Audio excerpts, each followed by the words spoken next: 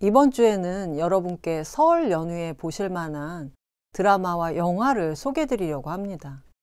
저는 개인적으로 영화와 드라마 중에 드라마를 더 좋아합니다.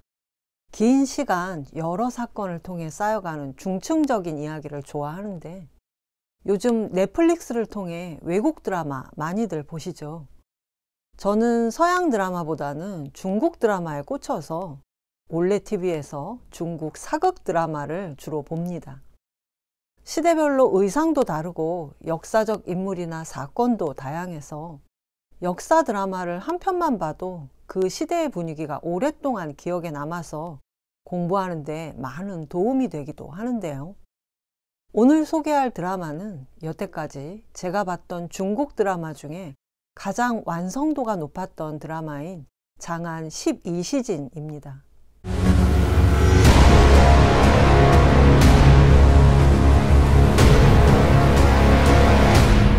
이 장안 12시즌은 우리 돈으로 1000억의 제작비가 들어간 48부작 블록버스터 액션 드라마입니다. 장안은 당나라의 수도죠. 당나라 시대 장안을 배경으로 한 사극 드라마인데 사극만 해도 돈이 많이 들어가는데 사극의 액션, 그것도 블록버스터급 액션이니까 어마어마한 제작비가 들어갔는데 그만큼 볼거리도 많고 화려한 액션도 많이 나옵니다. 그런데 제가 딱히 액션물을 좋아하는 사람도 아닌데 이 드라마를 끝까지 본 이유는 하나입니다. 너무너무 잘 만들었다. 일단 당나라 시대를 그대로 재현한 것 같은 미술이 어마어마하고 원씬 원컷으로 길게 이어지는 첫 장면부터 심상치가 않습니다. 제가 이걸 준비하느라고 앞부분을 다시 봤는데 역시 잘 만든 작품은 다시 봐도 재밌다는 걸 느꼈습니다.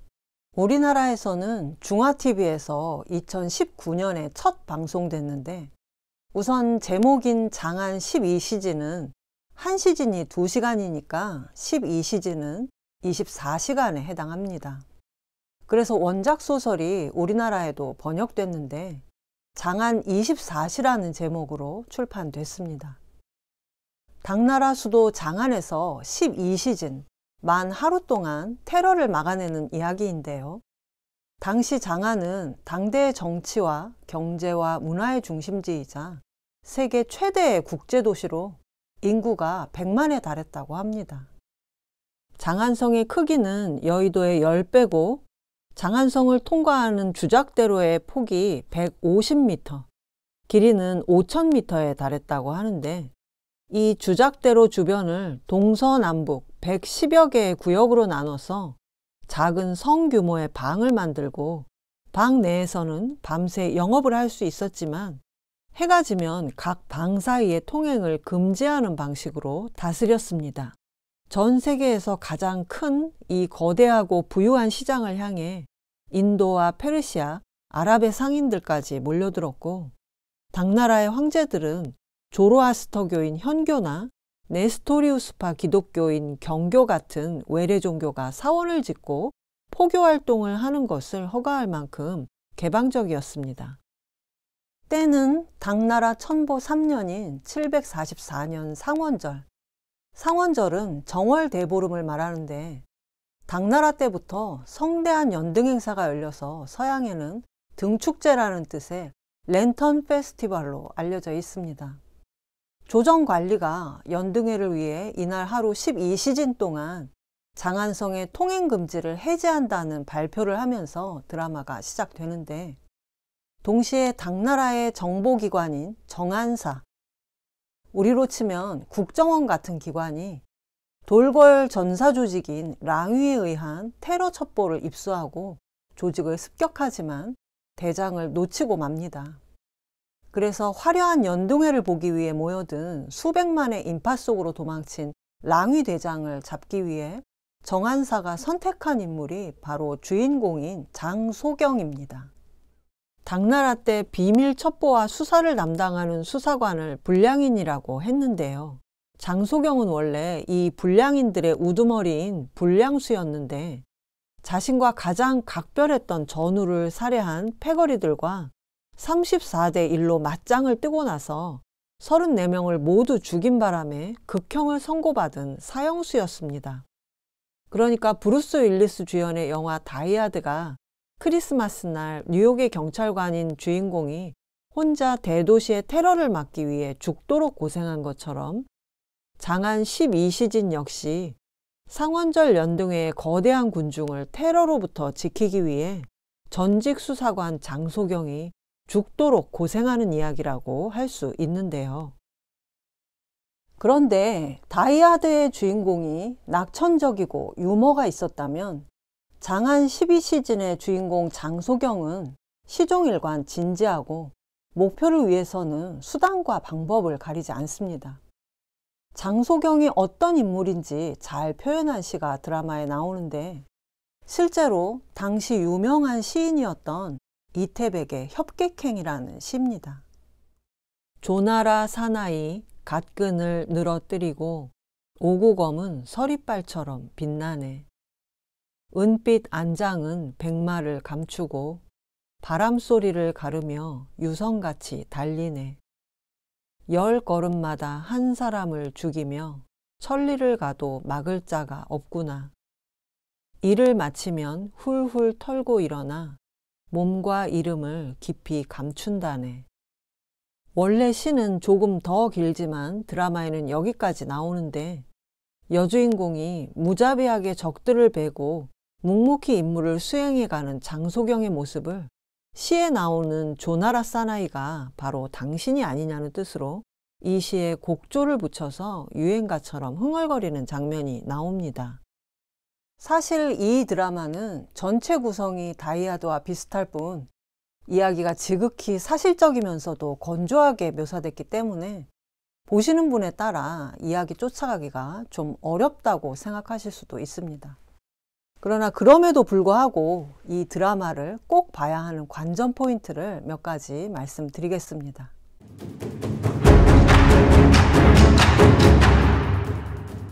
첫 번째는 액션 이야기를 안 할 수가 없는데요. 거의 매회 액션 장면이 나오는데 정통 무술 액션이 아닌 현대적인 느낌의 액션 장면이 많이 나옵니다.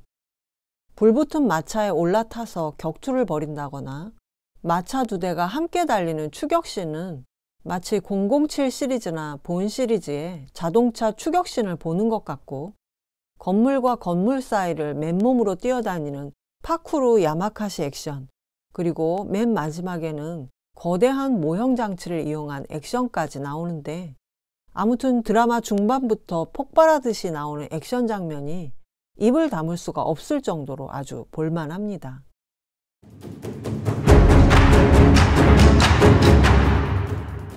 두 번째로 제가 이 드라마에서 관심 있게 본 것은 이야기도 재밌고 액션도 좋지만 무엇보다 이 드라마에 깔린 중원 문명의 특징인 기록 문화의 중요성이었습니다. 고대의 기록을 담당하던 주가는 보관하기에 부피가 커서 많은 양을 기록하기가 어려웠습니다. 그런데 종이가 만들어지면서 기록의 양은 폭발적으로 늘어나게 됩니다. 값싼 종이의 대량 보급은 지금으로 치면 각 가정에 인터넷이 깔리는 정도의 혁명적인 사건이 아니었을까 싶은데요. 언론과 역사, 그리고 공문서와 개인의 기록들까지 AD 200년대 중반 이후 중원에는 종이의 보급과 함께 그야말로 문자의 전성시대가 열렸습니다. 그런데 이런 문자 전성시대가 유지되려면 종이 가격이 계속해서 저렴한 가격을 유지하는 게 필수였겠죠. 그런데 공문서로 쓰이는 등지의 원료인 등나무가 귀해져서 종이값이 치솟는데도 아무도 그 대안을 마련하지 않았기 때문에 하급 관리들이 인구의 변동사항을 기록한 공문서를 제때 올릴 수가 없었고, 그래서 공문서의 숫자와 현실이 차이가 나게 됐다. 그래서 당나라의 조세제도가 무너져서 국세 수입이 예년에 반토막이 나게 됐다는 주장이 드라마에 나옵니다. 지금 우리가 쓰고 있는 인터넷 이용요금이 무슨 이유에선가 한 달에 50만 원, 100만 원 이렇게 갑자기 폭등한다면 어떻게 될까요? 아마도 정치, 경제, 문화 전반에 큰 영향을 미치게 될 텐데 이 드라마를 보면서 종이의 발명과 보급이 인류에 끼친 영향을 다시 한번 생각해 보게 됐습니다. 그리고 지금도 개인이 썼다고 해도 일단 문자로 기록된 것은 상당한 공신력을 갖습니다. 하물며 어떤 사건에 대한 역사적 평가는 그 사건이 어떻게 기록되느냐에 달려있다고 해도 과언이 아닌데요. 이 드라마에 나오는 사람들한테도 이것은 대단히 중요한 문제였습니다. 주도 면밀하게 장안을 불바다로 만들 테러를 주도해온 용파라는 인물이 나중에 테러를 중단하고 황제와의談판을 선택하는 이유도 바로 자신들의 행동 이면의 진실을 널리 알려줄 사람이 갑자기 죽었기 때문이었습니다. 이들에게는 죽은 뒤 가족의 품으로 돌아갈 수 있느냐, 혹은 역사에 어떻게 기록되느냐의 문제가 마치 서양인에게 있어 죽음 앞에서 천국과 지옥의 문제를 선택하는 것처럼 대단히 중요하게 그려지고 있는데요. 이러한 모든 기록에 대한 열망을 가능하게 한 기록 문명의 원천 기술인 중원의 재지술은 당나라 때인 700년대에 서역 사마르칸트에 처음 전해졌고 유럽에는 12세기 이후에야 본격적으로 전해졌습니다.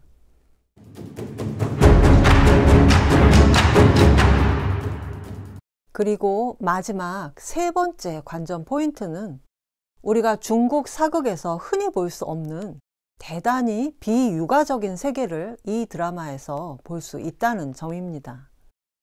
당나라는 외래 종교와 문화를 개방적으로 받아들이고 흡수하면서도 철저하게 당나라의 형법인 당률에 근거한 통치를 펼쳤습니다. 그 중에도 도교적인 색채가 가장 두드러졌는데 드라마에 나오는 상원절만 해도 도가에서 정월대보름을 부르는 말이고 정한사도 원래 도관이 있던 자리였기 때문에 도관에 있던 그림들과 조형물들의 흔적이 곳곳에 남아 있습니다. 그리고 황제 역시 도교를 믿었기 때문에 황제를 폐하라고 하지 않고 성인이라고 부르는 장면들이 나옵니다. 또 개성을 뽐내기 위한 여인들의 과도한 화장술과 대담한 옷차림, 당나라 때만 해도 여성에 대한 사회적 금기가 적어서 여성들의 사회적 활동이 활발했었다고 합니다. 그리고 다양한 거리 문화를 즐길 수 있는 수많은 상점들, 거기에 섞여 있는 다양한 인종들에 대한 묘사가 마치 지금의 대도시의 모습과 같다는 생각이 들 정도인데요. 배경만 그런 게 아니라 각자의 이익을 위해 파편화되고 쉽게 뭉치지 못하고 서로를 의심하는 등장인물들의 모습이 마치 대도시에 살고 있는 우리의 모습과 비슷해서 분명히 사극인데 현대극인 것 같은 그런 면이 있습니다. 이 드라마의 배경이 천보 3년 정월 대보름 날이니까 여기 나오는 황제는 당현종입니다. 당현종은 45년을 집권했는데 전반기의 연호가 개원이고 후반기에는 연호를 천보라고 했습니다. 그런데 당현종이 개원 시기까지는 정말 훌륭한 황제였는데 후반인 천보 시기에 당나라의 몰락이 시작됐다고 할 정도로 상반된 평가를 받고 있습니다. 이 드라마에서 당현종은 늙은 모습으로 나오는데 장안의 위기가 겉으로는 테러의 위협에 직면했다면 안으로는 황제가 과도하게 아들들을 의심해서 죽이고 나아가 태자가 아닌 신하에게 황제 자리를 물려주려고 함으로써 권력 집단의 암투를 있게 한 원인으로서 그려지고 있습니다.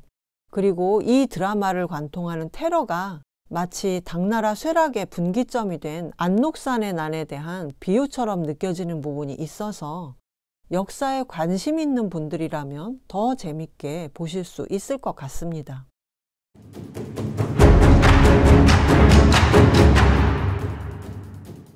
마지막으로 제가 이 드라마에서 가장 꽂혔던 장면은 거의 뒷부분에 나오는데 현종이 신하들 앞에서 태자에게 모욕을 주고 죽일 것을 암시하자 태자의 사부인 태사가 나서서 할 말을 한 장면입니다. 태사는 젊은 시절에 총기를 잃어버린 황제를 향해 이렇게 말합니다. 25살의 황제로 돌아와 주세요. 황제가 됐으면 항상 25세로 남도록 자신을 단련하고 앞으로 나아가야지 스스로 만족하여 향락을 탐해선 안 됩니다. 정물을 귀찮게 여기지 마세요. 젊을 때 모든 것을 잃었다는 핑계로 태만해지면 안 됩니다. 그러자 황제가 말합니다. 짐은 늙었네. 청춘은 한때이고 약을 먹고 돌을 닦아도 젊음을 유지할 수 없거늘 짐이 어쩌란 말인가. 황제가 추구한 젊음은 마치 진시황이 원했던 것과 같아 보입니다. 태사가 말합니다. 목표를 세우세요. 스스로 목표를 정하고 매일 황제의 소임을 행하셔야 합니다. 그리하지 않는다면 용좌에서 내려오세요. 태사는 당현종이 현군에서 암군이 된 가장 큰 이유를 끊임없이 자신을 단련해서 앞으로 나아가지 않고 정무의 권태를 느꼈기 때문이라고 봤는데, 이것은 모든 권력자들에게 일어날 수 있는 공통된 문제라고 할 수 있습니다. 공자도 정치를 묻는 자로와 자장의 질문에 권태로움을 느껴서는 안 된다고 하면서 무권을 강조했고, 주자집주에도 앞으로 나아가지 않으면 날로 뒤처지게 될 뿐이라는 부진 즉 일퇴라는 말이 나옵니다. 현대의 정치가들도 새로운 정책 의제와 목표는 제시하지 못하면서 상대방을 헐뜯는 정쟁에만 빠져있는 사람들은 권력욕은 있을지 몰라도 정작 정치에는 권태를 느끼고 있는 게 아닐까요? 스님이 정진을 게을리하거나 도사가 돌을 닦는데 실증을 느낀다면 더 이상 스님이나 도사를 하지 말아야겠죠. 마찬가지로 정치가가 정무의 권태를 느낀다면 자리에서 내려와야 한다는 지극히 유교적인 태사의 말을 들으면서 저는 감탄을 하지 않을 수 없었는데, 이런 게 바로 중국 드라마를 계속 보게 되는 매력이 아닌가 싶습니다. 이 드라마는 총 48부작인데 원래 1부가 25부, 2부가 23부 이렇게 만들어진 것을 이어서 방영했기 때문에 25회에 1부가 끝나면서 모든 갈등과 액션이 한번 폭발했다가 26부에서 좀 잦아진 상태에서 2부가 다시 시작되는 것을 알 수 있습니다. 후반부로 갈수록 제작비가 1000억이 들었다는 게 실감나는 어마어마한 세트와 군중 장면들이 나오는 걸 보면서 드라마를 이렇게 만들다니 미쳤다. 감독이 미친 것 같다는 말을 계속했는데, 블록버스터 액션 영화는 할리우드가 잘 만들지만 사극 블록버스터 액션 드라마는 중국이 가장 잘 만드는 것 같습니다. 이것으로 연휴에 볼만한 드라마 장안 12시즌의 소개를 모두 마치겠습니다.